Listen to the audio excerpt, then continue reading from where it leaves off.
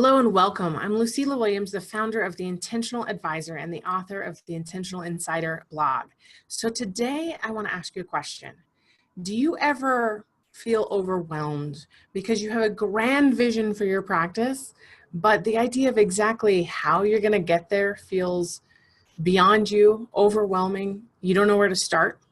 So I want to talk about how we as advisors can wear that visionary CEO hat while also figuring out how to translate that into action as the COO of your practice.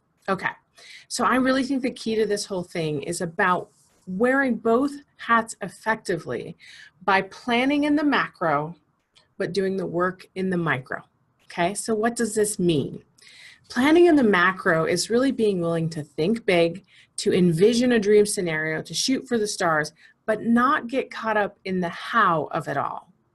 Working in the micro means that you identify those very small next steps that you can take today, this week, this month, this quarter to move you forward.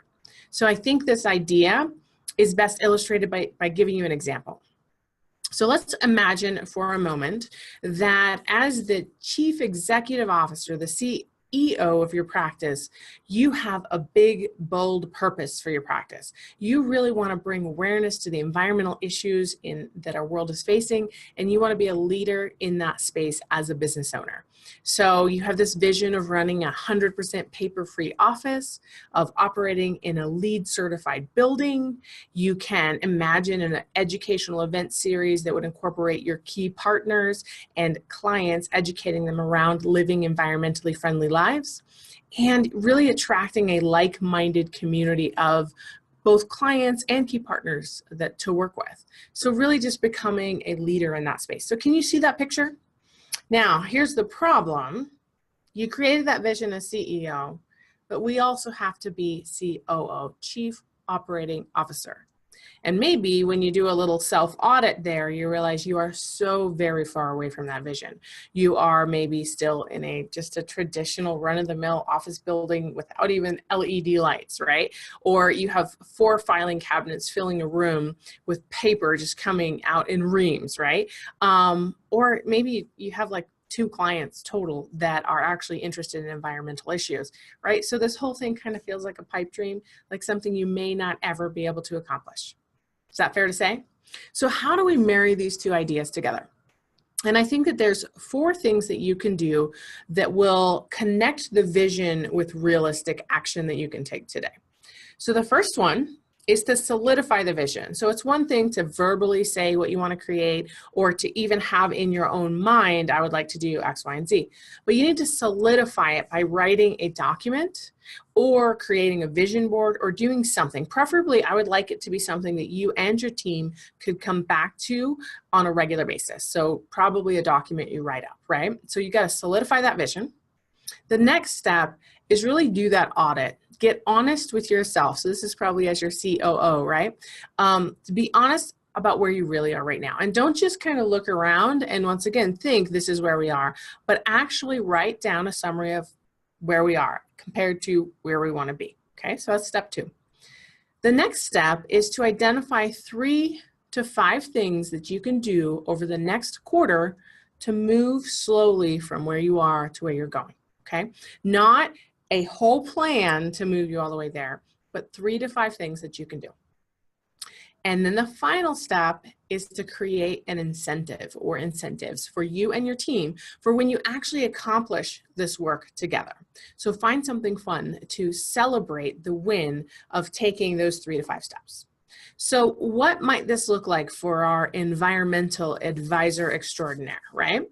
So let's imagine his first step is that he creates a recycling program for his office for paper and other recyclables. Maybe that's for his own practice, but also for the whole building, right? Next, he maybe researches digital imaging solutions for client files. Now notice I didn't say find, do due diligence, implement, and scan all documents. I said research, right? Look for options. That's his only job this quarter. Next, maybe add the larger purpose of running an environmentally friendly business to the website. Kind of get that purpose out there into the world. Number 4 might be to identify a handful of local nonprofits that you could align with and showcase in newsletters or support via kind of events that they're doing. And then finally, maybe looking around the office for toxic cleaning supplies and things like that that could be replaced with healthier options, right? So just 5 really easy things that could be done this quarter by the advisor and or the team to move them closer to the ultimate vision. Finally, remember, we got to have that incentive. So if the advisor and the team actually follow through on doing these 5 things, what are they going to do? Maybe they close the office down for a day and take a quick class or excursion out to learn more about some environmental topic. Something fun, something team building, but something hopefully aligned with the larger vision as well.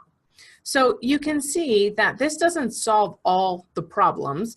It doesn't take you from where you are to where you want to go, but it begins the process of making progress over time. So it creates actionable steps that the team can actually begin moving forward on immediately, right? So what would happen if this advisor did this every single quarter for 3 years? Do you think that they would be seen as a leader in environmentally friendly business practices?